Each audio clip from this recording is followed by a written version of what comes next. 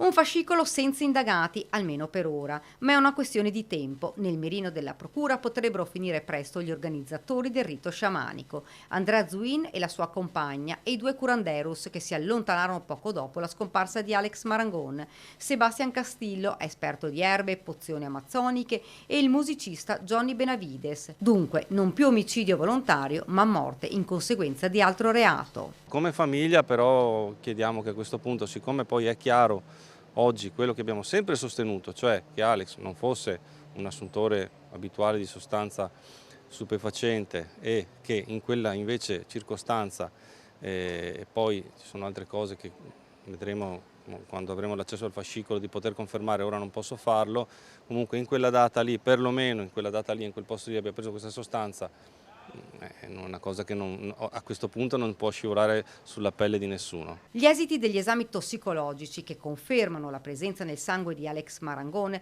dell'ayahuasca ora aprono un nuovo scenario ed altre domande.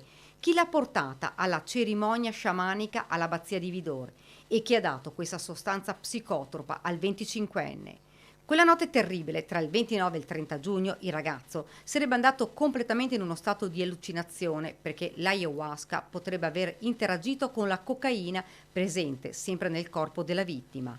Un mix fatale che potrebbe averlo fatto staccare dalla realtà. A questo punto, come dicevo ieri a qualche suo collega, l'indagine deve prendere una piega diversa, nuova, un'accelerazione importante, perché se Alex va capito se solo Alex, perché anche là ci aspettiamo che gli esami siano compiuti anche sugli altri partecipanti, ha assunto questa sostanza e qualcuno gliel'ha data lì. La verità è quanto ha chiesto sempre la famiglia di Alex, verità su quella notte quando il figlio è scomparso nel nulla, ritrovato in una secca del Piave a Ciano del Montello 3 giorni dopo. Le indagini dunque si potrebbero indirizzare verso chi ha ceduto la sostanza psicotropa al 25enne, che poi potrebbe aver provocato la caduta del giovane dal terrazzo dell'abbazia.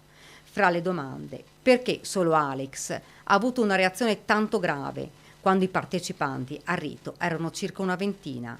Resta ancora un giallo, quello di Alex, con poche risposte e tanti, troppi interrogativi.